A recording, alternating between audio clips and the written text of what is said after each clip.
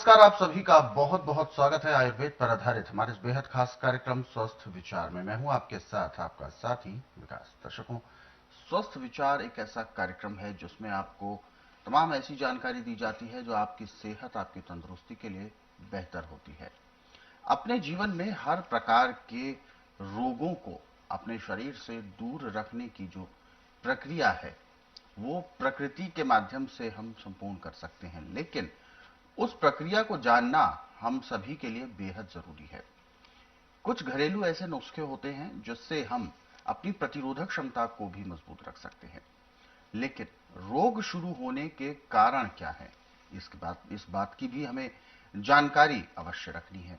तो ये सारी चीजें आपको कहां मिलेंगी, उसका जवाब है स्वस्थ विचार कार्यक्रम में। इस कार्यक्रम में सिर से लेकर पैर तक के हर एक रोग के बारे में चर्चा की जाती है रोजाना, और समय समय पर आपको कुछ ऐसे नुस्खे बताए जाते हैं जो आप यदि लिख लेते हैं तो आपके जहन में उम्र भर बने रहते हैं। और इन सभी विषयों में हमारा मार्गदर्शन करते हैं जाने माने आयुर्वेद के ज्ञाता गायत्री सिद्ध पंडित श्री लक्ष्मण दास रतन भारद्वाज जी। आइए सबसे पहले गुरु जी का स्वागत करते हैं, कार्यक्रम की शुरुआत करेंगे। गुरु जी नमस्कार। नमस्कार। दर्शकों, ये कार्यक्रम आपके लिए है और हम चाहते हैं कि आप इस कार्यक्रम का हिस्सा बने। यदि आपके साथ किसी भी तरह का रोग है, कोई शारीरिक कष्ट है, तो आप सीधे तौर पर इस कार्यक्रम से जुड़ सकते हैं। फोन उठाएं, हमें कॉल करें, या आप हमें व्हाट्सएप के जरिए भी अपना संदेश भेज सकते हैं। व्हाट्सएप मैसेज में लिखें अपना नाम, उम्र, कहां से बात कर रहे हैं और पूरा सवाल हमें लिखकर भेजें ताकि आपका सवाल लिया जा सके, आपको मार्गदर्शन प्राप्त हो सके। आगे बढ़ते हैं और शुरू करते हैं आज के मुख्य विषय पर चर्चा। गुरु जी, आज के इस अंक में कब्ज को लेकर हम बात करने जा रहे हैं। कब्ज एक ऐसी समस्या है जो हर एक व्यक्ति को कभी ना कभी परेशान करती ही रहती है रोजमर्रा की दिनचर्या में। पेट ठीक से साफ ना होना, पेट को कहते हैं एक तरह से जाम लग जाना, कब्ज की शिकायत होती है।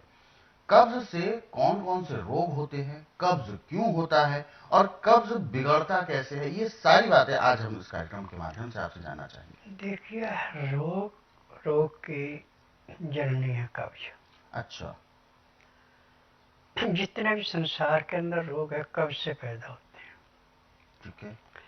कब्ज होती है जब आपका लीवर पूरा काम नहीं करता, पैंक्री इंसुलिन नहीं बनाती, पीते में तेजाब बढ़ जाता है, कब्ज भयंकर हो जाती है। किसी किसी को तो कब्ज ऐसी होती है कि 8-8, 10-10 दिन पेट साफ होते हैं, चाहे वो चूर्ण खाएं, जो मर्जी करें, कब्ज टूटने का नाम नहीं लेती। और आज ये समझिए कि हमारा जो खान पान है, रहन सहन है, इसके ऊपर बहुत ज़्यादा प्रभाव पड़ रहा है। छना हुआ आटा, धुली हुई दालें, छिली हुई सब्जियाँ कब्ज को दिन दुगने रातें चौगुनी बढ़ाती है। फिर खाना खाते समय पानी नहीं पीना खाना खाने के घंटे 1.5 घंटे बाद वो कब्ज को और भी तेज करता है।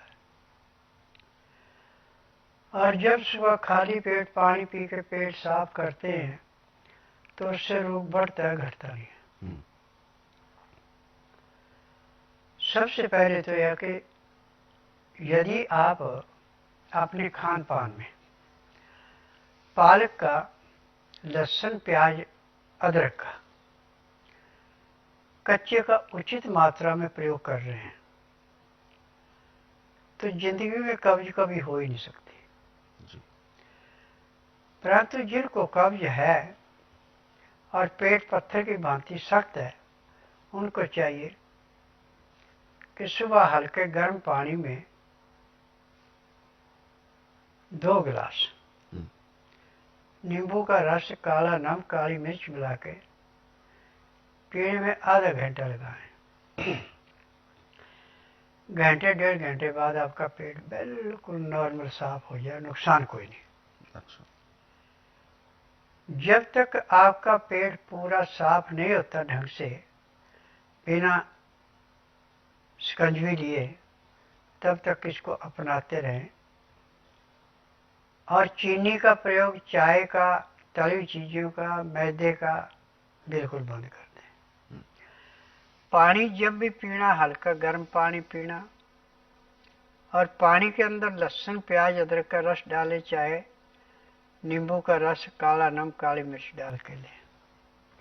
बीच बीच में आप गुड़ या शक्कर मिला के भी शिकंजी बना के पी सकते हैं। चीनी का प्रयोग बिल्कुल नहीं करना। चीनी कब्ज को दिन दुगने रातें चौगुनी बढ़ाती है, और गुड़ कब्ज को ऐसे तोड़ता है जैसे पत्थर में सुराख करके बारूद भर के पत्थर को फोड़ देता है वो आग लगाने पे। ऐसे गुड़ अंदर से आंतों को साफ करने के लिए, लीवर को पाचन शक्ति बढ़ाने के लिए, पैनक्री से जबरदस्ती इंसुलिन बनाने के लिए, पित्ते के तेजाब को नॉर्मल करने के लिए गुड़ एक किस्म का अमृत है। परंतु एक बात का ध्यान रखना कि खाना ठंडा नहीं खाना कभी भी।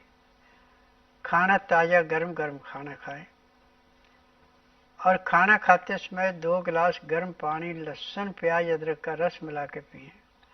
उसका तरीका है कि 2-4 गिराई खाना खाया, फिर 2 घुट पानी पिया, फिर 2-4 गिराई खाना खाया, 2 घुट पानी पिया। पानी पीने में, खाना खाने में यदि आप 1 घंटा लगा देते हैं, फिर उसके बाद दांतन को उड़ा करके 5 मिनट वज्रासन बैठते हैं,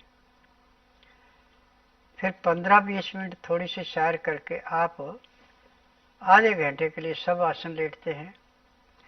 5 मिनट बाईं साइड करवट लेते हैं, 3 मिनट दाईं साइड करवट लेते हैं। तो मैं दावे से कह सकता हूं कि जब तक आपके शरीर के अंदर सांस है, ना आपको कोई रोग होगा, ना कब्ज होगी। परंतु एक बात का ध्यान रखना कि मैदे की चीजें, तली हुई चीजें, बासी खाना, बेटैमा खाना, इसका परहेज रखना है। दिन का खाना 12 बजे से पहले पहले है। रात्रि का खाना दिन अस्त होने से पहले खा लें। सोने पे सुहागन अस्त होने के 1 घंटे के अंदर खाना अति आवश्यक है, तभी आपको लाभ मिलेगा। या दिन में खाना खा रहे हैं आप 2:30-3 बजे, रात को खाना खा रहे हैं आप 12-1 बजे, तो आपकी कभी कोई नहीं तोड़ सकता। और आपको रोगों से कोई नहीं बचा सकता। आज मुझे इस बात पे दुख है कि गुजरात के अंदर नवरात्रों के अंदर 10 से 12 आदमियों की मृत्यु हुई है गढ़वा के अंदर। जब आप भारी खाना खा के आए और नाच कूद रहे हैं, गैस ज़्यादा बन रही है, वो जाके जब दिल पे ऊपर अटैक करती है तो आदमी को संभलने का टाइम नहीं मिलता, एकदम मृत्यु को मुंह में चला जाता है। मेरा किसी से कोई तराज नहीं है, वो जैसे मर्जी करें, परंतु खाना खाने के बाद या बिल्कुल खाली पेट कभी भी ज़्यादा कसरत नहीं करनी चाहिए। अच्छा। ये सबसे ज़्यादा नुकसान करती है। आपका पेट जब भी आपने योग करना है तो कम से कम 6 घंटे से खाली होना चाहिए। 6 से 8 घंटे के अंदर यदि आपका पेट खाली है, 10 घंटे खाली है, तब तो आपको कोई नुकसान नहीं है। यदि आपका पेट 12-14 घंटे खाली है, फिर आपको योग करते हैं, को कसरत करते हैं, व्यायाम करते हैं, तो वो भी नुकसान देता है। अच्छा।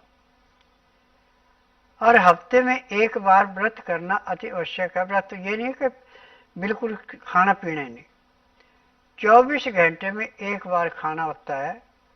वो खाना जो है वो शाम को दिन अस्त होने से घंटा 1.5 घंटा पहले खाया जाता है। तो आपका व्रत भी लगता है, पेट भी अच्छा साफ होता है, रोग को भी किसी किस्म की बढ़ोतरी नहीं होती है। जी। तो ये बातें जो अभी गुरुजी ने हमें बताई हैं, ये बहुत जरूरी है हम सभी के लिए। बहुत ज्यादा लंबे समय तक भी आपको खाली पेट रहकर कोई भारी काम या कसरत या इस तरीके की चीजें नहीं करनी चाहिए, इस बात का भी आप ध्यान रखें। क्योंकि जब हम रात्रि भोजन करते हैं तो उसके बाद 6-7 घंटे की हम एक भरपूर नींद लेते हैं। 8 घंटे की नींद लेते हैं, उसके बाद फिर जब हम सुबह ब्रह्म मुहूर्त में उठकर योगासन करते हैं या व्यायाम करते हैं तो वो बहुत ज्यादा लाभप्रद रहता है। परंतु जब हम बहुत लंबे समय से खाली पेट हों और उसमें भी अगर हम भारी चीजें करने लगे और बहुत ज्यादा प्रेशर वाला काम करना शुरू कर दें तो उससे भी बहुत ज्यादा दिक्कत होने की संभावना होती है। और जैसा कि गुरुजी ने भी बताया कि आपको अपनी दिनचर्या में नियमबद्ध समय के साथ तो होना ही होगा और हफ्ते में एक दिन साप्ताहिक एक व्रत आप जरूर निश्चित करें। वो किसी भी दिन आप कर सकते हैं, मंगलवार को कर सकते हैं, सोमवार कर सकते हैं, रविवार कर सकते हैं, जैसा भी आपको सहूलियत हो आप ऐसा करें। उसको आप अपने धार्मिक क्रियाकलापों से भी जोड़कर व्रत कर सकते हैं। लेकिन इसमें इस बात का भी ध्यान रखें 24 घंटे में आपको भोजन या फलाहार ऐसा आपको जरूर करना है और एकदम से बहुत ज्यादा हैवी नहीं खाना है, बहुत ज्यादा पेट नहीं भरना है। केवल उतना ही जितना कि एक फलाहार या अल्पाहार होता है, केवल उतना ही आपको खाना है, जिससे कि आपकी जो पाचन क्रिया है वो बरकरार भी रहे और साप्ताहिक इस व्रत से आपको बहुत लाभ होने वाला है। इसके पीछे बहुत सारे कारण हैं, वो समय रहते आपको फिर डिस्कस किया जाएगा। लेकिन यदि आप इस कार्यक्रम से दर्शकों अभी जुड़ना चाहते हैं और किसी भी प्रकार का आपके जहन में कोई सवाल उठ रहा है आपके शारीरिक कष्टों को लेकर, तो आप अभी हमें कॉल कर सकते हैं या आप हमें व्हाट्सएप के जरिए भी अपना संदेश भेज सकते हैं।